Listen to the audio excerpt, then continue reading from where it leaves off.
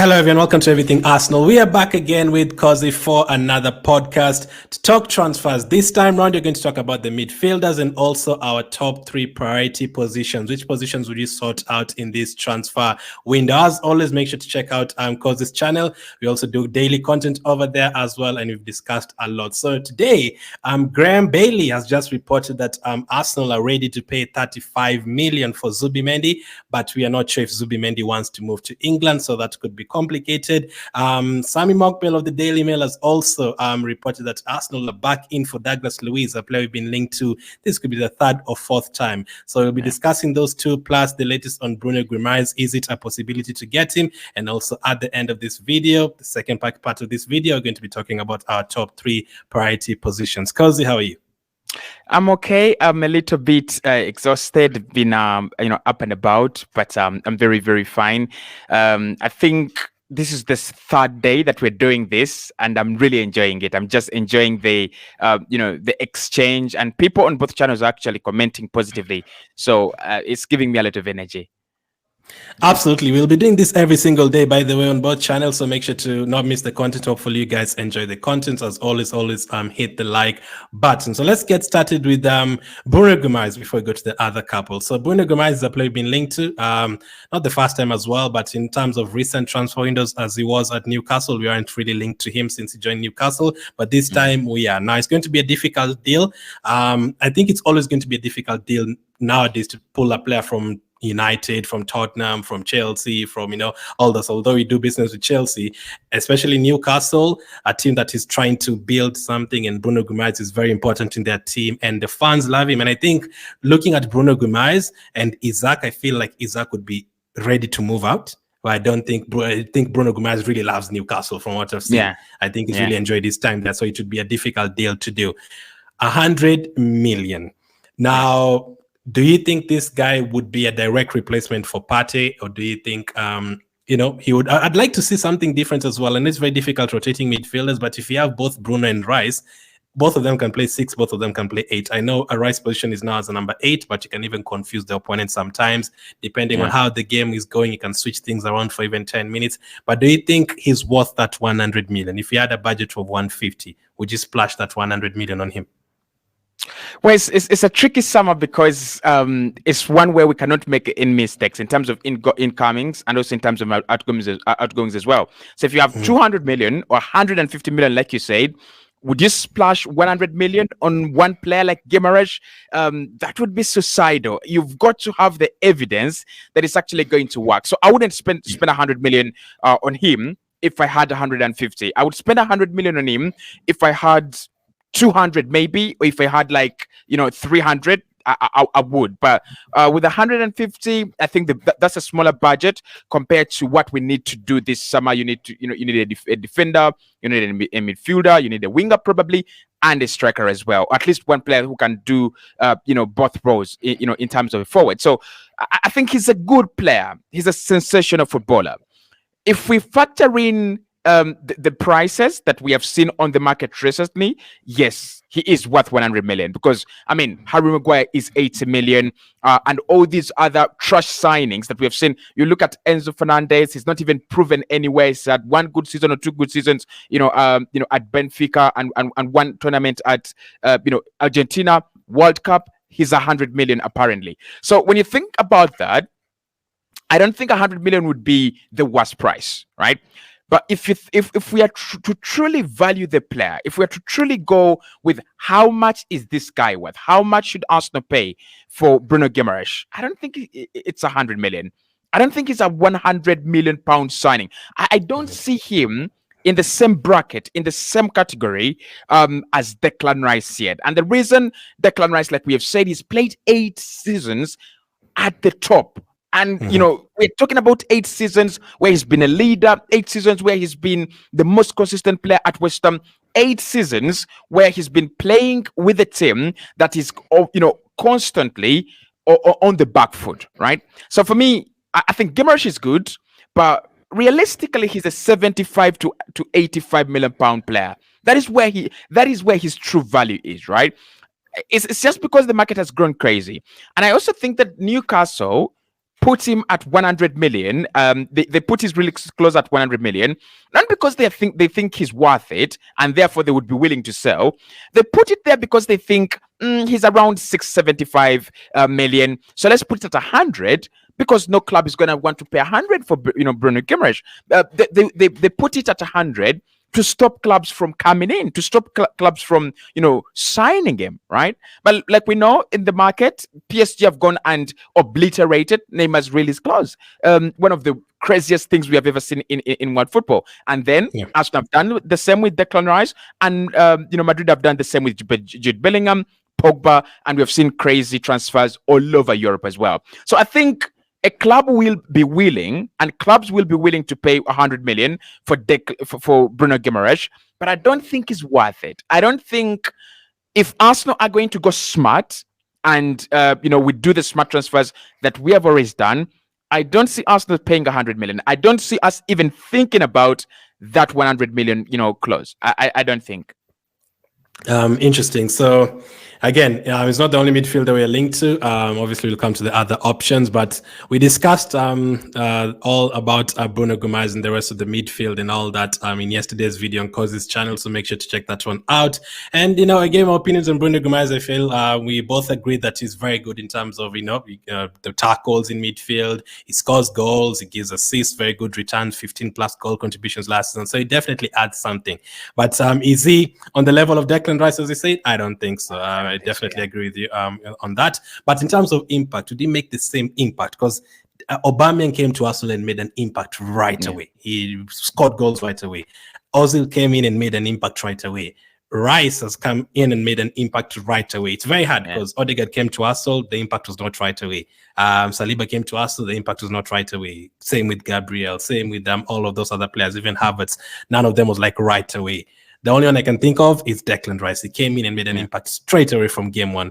Do you think Bruno Guimarães would do the same and make us a completely better team and help us cover those 2 points? Is he that good? I think in terms of quality, he is that good. There's no question about that. He is actually that good. I want to remind you, I think it was 3 years ago or 4 years ago, we were on a live stream, and I think we were trying to send Thomas Partey, I think. And we said this: if any player comes in at Arsenal right now and he doesn't make us better, then you don't deserve to be a signing for Arsenal. By that time, we had not sold the likes of Socrates, the likes of Kolasinac, the likes of Hector Bellerin. All those players were still at Arsenal. That was the Arsenal then. And we said, and I still remember us saying, if you come in at Arsenal right now, any player that we sign should be able to make a better impact, to make us better. Because where we are right now is like a record low in terms of Arsenal's history. I think with new signings right now at Arsenal, they are really going to struggle to show their impact. I think anyone can come in and blend in and have a good season, but for you to come and do what Declan Rice has done, for you to come and do what a player like William Saliba has done in the last 2 seasons, what Bukayo Saka has done in the last 2 seasons, you have to be sensational. You have to be absolutely on top of your game.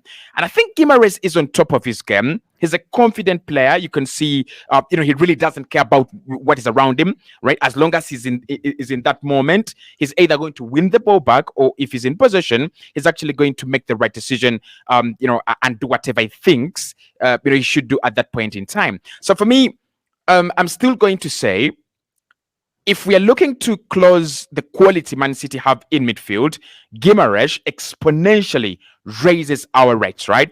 But does it close the 2 points? I mean, there's a question there. Did the midfield let us down in terms of not catching up with Man City? I'm not really 100% sure with that. I think it was about non-finishing of chances that we created in games that we should have killed off. West Ham and Fulham. I'll always speak to these games when I talk about the 23-24 season. So I think Guimarães comes in. He creates more chances, by the way. He wins the ball back. He's a midfield controller. That means Arsenal have more control. We are creating more chances, but the problem is not yet addressed. The problem would be, do we convert the chances then? Do we get a chance converter, right? Do we raise our chance conversion from maybe an average 33.5 last season to maybe something like maybe 39.7, which would be something actually very, very impressive, right? So I think he's a dream signing for any Arsenal fan.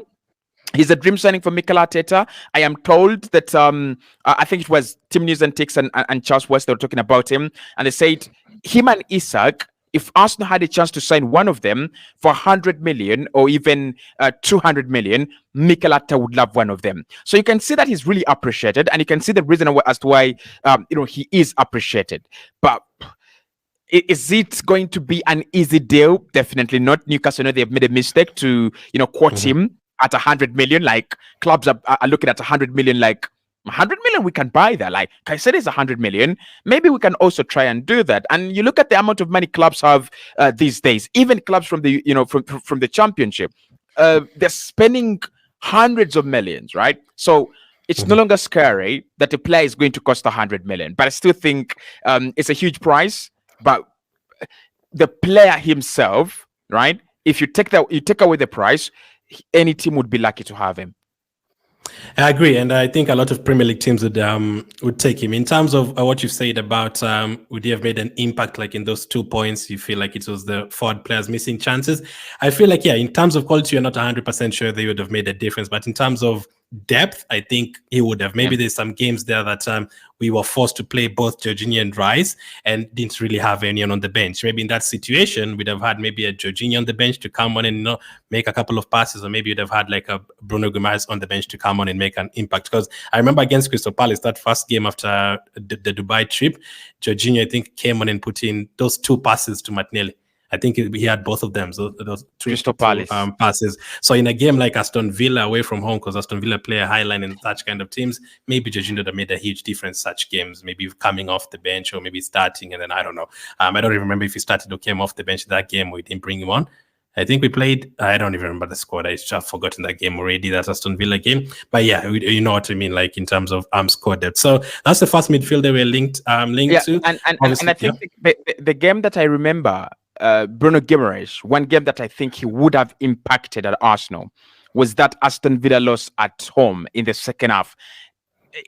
We lost it in the second half. We lost the midfield, and I know Mikel Arteta failed deliberately to add a Jorginho to that game, or added Thomas Partey to that game. But I think he would have massively helped us in the second half, because when everything falls apart, you need a fighter in midfield. Right. And I think our mentality dropped, our body language dropped, and I think there was a bit of fatigue from Bayern Munich. I think you needed a player like Bruno Guimarães just to come and, physically lift everybody on the pitch. Yeah, it's a weird one that they dominated us in midfield in that game, and because they were missing a certain player. That was a very Yeah, that was a very good early hope from you, because that pushes us to the next topic, which is Douglas Luiz. Douglas Luiz was missing in that game. Now, should he be an Arsenal player next season? Sammy Mokbel and John Cross of the Mirror both reported that we are now looking at Douglas Luiz. And it could cost a lot of money, obviously. This is another team. This is another problem again, because Newcastle are not even in Europe, but Aston Villa are. So if they hadn't qualified to the Champions League, it would have been easier to get Douglas Luiz. But now it could be harder. Who do you think between the two would have the biggest impact at Arsenal if you sign them right now? If both of them were 80 million, who would you go for, and who do you think would have had a better impact in terms of what we need? In terms of what we need, that is that's very strong. In terms of what we need, I think in terms of what Arsenal need, and in terms of what I see us becoming, I would go with Douglas Luiz. But in terms of what I want, I would go with Bruno Guimarães. So this is my thinking around it. So when you look at Douglas Luiz, he's more of a controller, a midfield controller, and he's one of those players that can have a 90% passing accuracy. And we talked about it yesterday, and we said he's closer to Jorginho. When you look at the way he plays, right? He's closer to Jorginho. He's a clean footballer, very intelligent, he loves to scan a lot before receiving and passing the ball on, and he's a player that prides himself in making every pass count and every pass successful. Bruno Guimarães is the opposite. He's a trier. He will try things in midfield, right? You'll find him in that number 8 trying to hunt players down. Then you find him in the number 6. He will pull a shot. He will get a yellow card recklessly and things like that. He's a dirty footballer. So both of them are very, very different. What does Mikel Arteta really want? Mikel Arteta really wants a Douglas Luiz qualities, right? Look at David Raya and look at Aaron Ramsdale. Who is the cleaner goalkeeper? Raya is the cleaner goalkeeper, and that's why Arsenal have him in goal, right? Because with Douglas Luiz, Mikel Arteta knows in terms of game management, we are leading 2-0. In terms of game management, who can take care of the ball much better, right? There are times when Douglas Luiz just sprays passes around. He's not trying to break the line. He's just trying to keep possession. He's a master at that. And then, he's got that creativity from deep as well.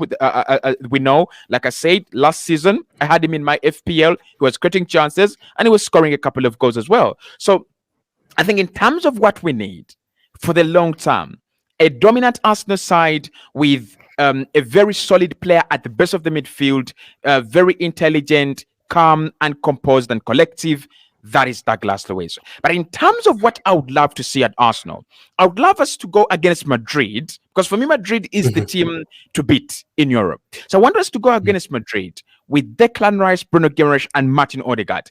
3 creative players, 3 hard-working players, and 3 players with a very good work ethic, right?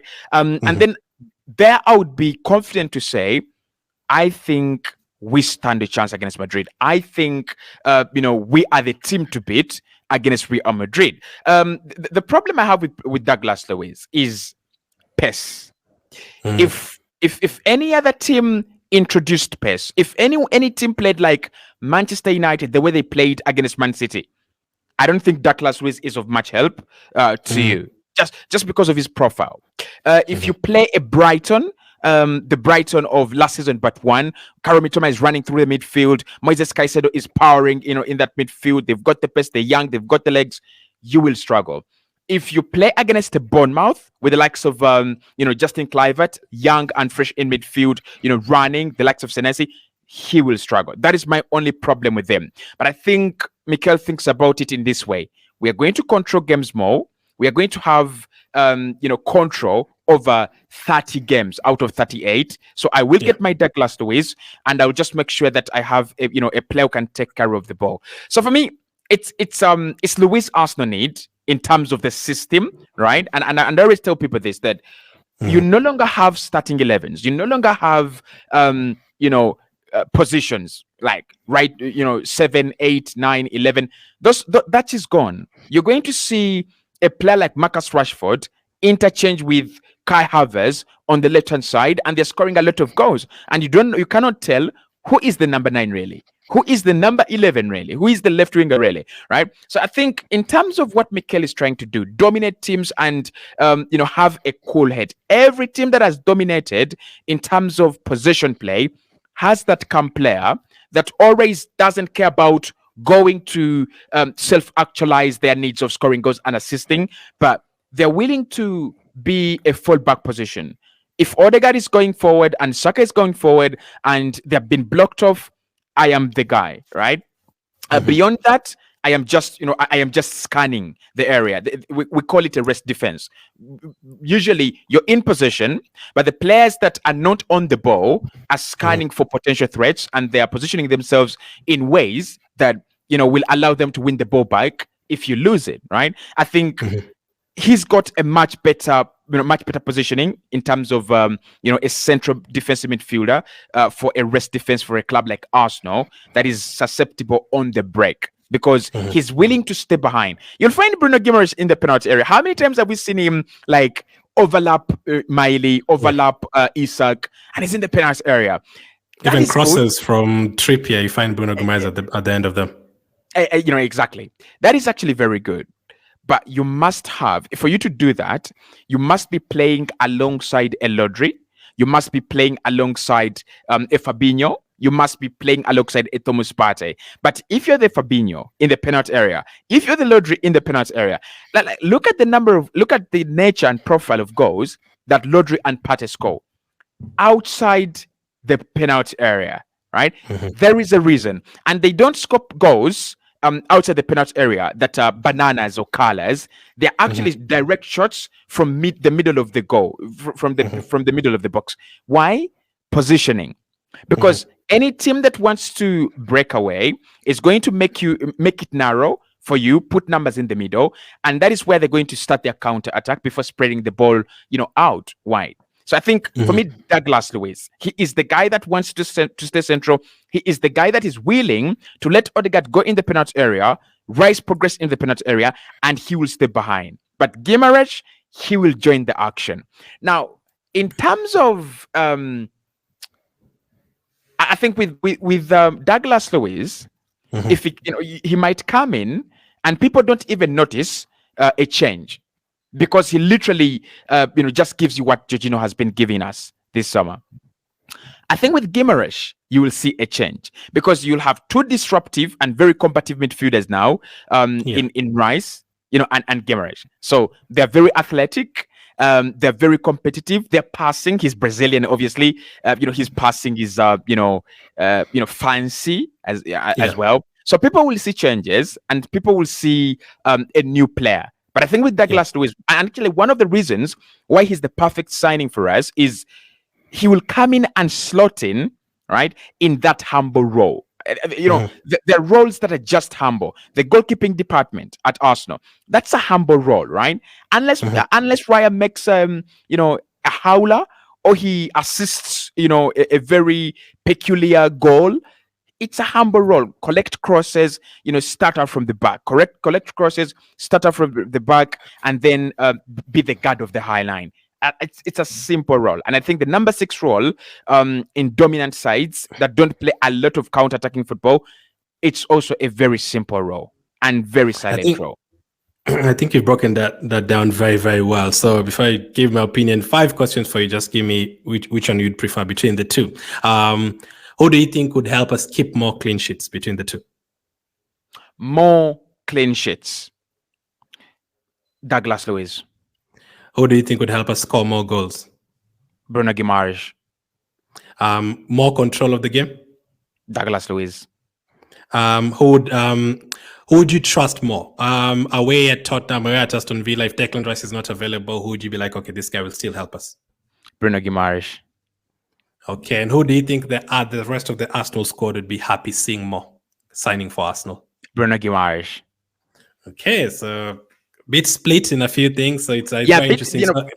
Bit split. Like I say, Douglas Luiz is like the way you would go and get Martin Zubimendi, not fancy, nothing glittering about them, but you sign them because the role has been created and they fit in the role. Like, I want to show you something with Martin Odegaard and the role that he plays at Arsenal. You can get Kevin De Bruyne, you can get the best creative midfielders in the world. They cannot do what Odegaard does, right? Why? Because his role actually starts with a lot of hard work and a lot of pressing. Like, that selfless work ethic is you don't find it anywhere. You just can't get it. And you look at Fabio Vieira and you look at Emile Smith Rowe and you're like, no, these guys cannot. But in terms of creativity, maybe they can. Maybe they can create 8 assists a season and maybe they can score 8 goals a season. But the reason as to why you just can't see them play there is because of the role, the responsibilities in that role and how Martin Odegaard fits them. So with Guimarães, if he came in, actually people would criticize him after some time because you're looking at a direct replacement for Partey. And one of the things you have to be a direct replacement for Partey is that ability to just stay calm, just to stay out of action when your team is in play, because that will allow you to position better when there is a counter attack, right? So I think Luiz is the better player. Luiz is the better option because he's got that to his game, right? And it's a key part of the job description, Busquets kind of job description. He's always there, right? You will meet him there. Whether Barcelona score 150 goals, he will play his part, but you will not see him get excited. Yeah, spot on. So I'd love any of them. If I'd get any of them, I'd be very, very happy. But the truth is that both of them would be very expensive. They play for Aston Villa, they play for Newcastle. Both of their fan bases assume that we have competition with them. So they wouldn't really want to sell any of them to us. So we might have Aston to Villa, go. Aston Villa are wrongly thinking that we are competition to them. We are like 6-7 years, or actually 10 years in front of Aston Villa. Yes, they have a quality manager, but that's all they have. I mean, they're never going to spend $1 billion like we have spent in the last 5 years. They have those 2 wins against us, and that is making them really have the bragging rights.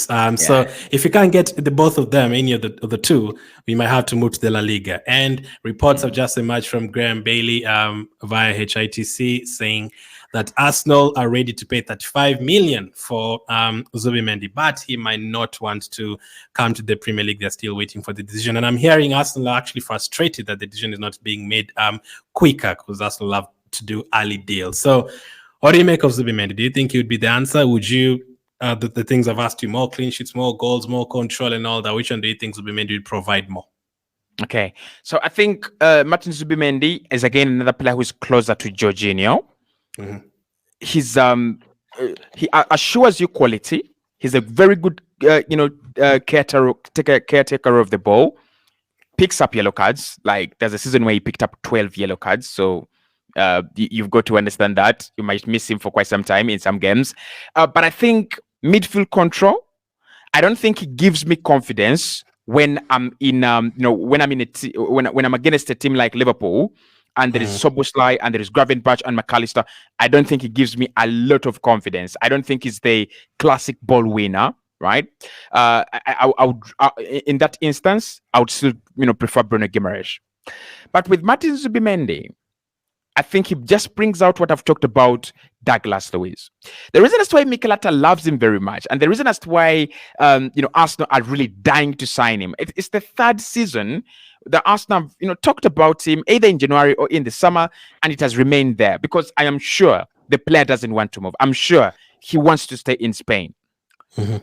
But Martin Zubimendi was groomed to become the next Sergio Busquets. Like, if you look at him, if you look at what he does, and the reason that's why people call him Baby Busquets is when he's on the pitch, apart from the yellow cards, because Busquets didn't pick up so many yellow cards, per season. But when you look at Sociedad play, if you don't look at Zubimendi, you will not notice him. So you literally don't notice him, and that's the key component of that role. You've got to do things and anticipate things that other people don't see. Mikel Arteta talked about it when he was referring to Raya.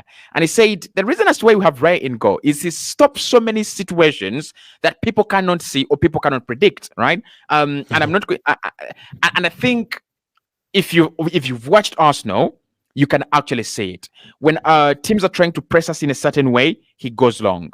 When teams are trying to give us, chance to, play out from the back, he goes long. So he can predict and anticipate situations.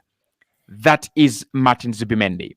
I think in Spain, we have our weaknesses because I'm a big Spanish football football fan, and the Spanish national team. The weaknesses are in the attack and at centre back, right? Spain have their known problems there, but when it comes to grooming a midfielder, when it comes to grilling a midfielder, Spain can do it very well, and there's a lot of talent that has gone to waste. Zubimendi has been raised, grilled, educated for that role, right? If Barcelona was still the prime Barcelona with the money they have, and they were willing to, they were still able to spend 45 million, 50 million on this guy, we would not be having this conversation because he would be a Barcelona player through and through. If there is any player on the market that you see, that is a Barcelona guy, that is Martin Zubimendi. So Mikel Arteta knows that this boy has been given the socialization of a defensive midfielder in modern football systems. You don't need to be aggressive. you don't need to be very quick. You just need to be smart, and you need to be where you have to be at the right time, without a second later or a second earlier. And I think that's what Martin Zubimendi does. Now, he's still very young. Obviously can be coached into the Premier League job description, what you have to do, the rest of responsibilities. But I think for the first season, I would be scared. Like, what if he doesn't come off? It doesn't come off right. I would be very, very scared. I'm not 100% sure he's got that ability to raise the level like we are looking for. I don't think he's the person that comes in and everyone is suddenly confident. We are closing the gap on Manchester City. I don't think he's that kind of guy. But in terms of specific quality, and in terms of what he can do, I think Mikel would rather sign him than anyone else. Yeah, you brought up Busquets. There's a quote about Busquets and any other player that plays like him that Del Bosque said a lot of years ago, and it went something like this: you watch the game, you don't see Busquets. Yeah. But if you watch Busquets, you see the whole game. Exactly. If those are boring defensive midfielders, you never really see them. You look at the fancy ones, the Lampards going forward, and Iniesta dribbling past players, and Zidane and all that, but you never really see the defensive midfielder. As long as he does his job, absolutely perfect for you. So and with Zubimendi, when Real Sociedad was still strong at the beginning of the campaign, we could talk about the likes of Kubo. We could talk about the rest of the Oyazabas and theirs. We never talked about them.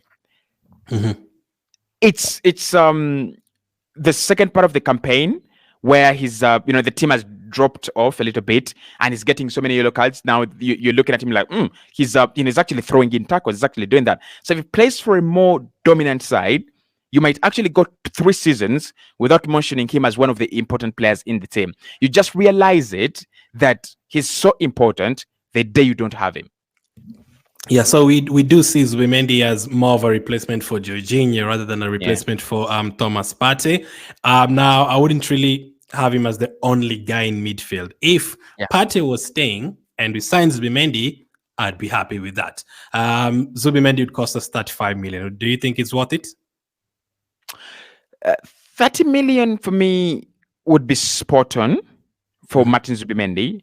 Would be spot on. 30 to 45 would be absolutely spot on. Now he's got a release clause of around 55 million, or around 55 million. Again, I think that is kind of a tax that I would be happy to pay. I mean, 55 million for Zubimendi. If he comes in and fits in very well, that guy could be in that position for like 9 years without us even ever thinking about any other person, to sign in that place. So 35 to 35, that is spot on. Like, I don't know, it's like maybe McAllister's 35 million. I don't think it was spot on. I think McAllister would have been a 45 million signing, but 35 was spot on. I think that would be spot on as well. Awesome. So let us know in the comment section who you'd pick between Bruno Guimarães, Zubimendi, and Douglas Luiz, or would you want at least 2 of them? And if it's 2, which ones would you pick?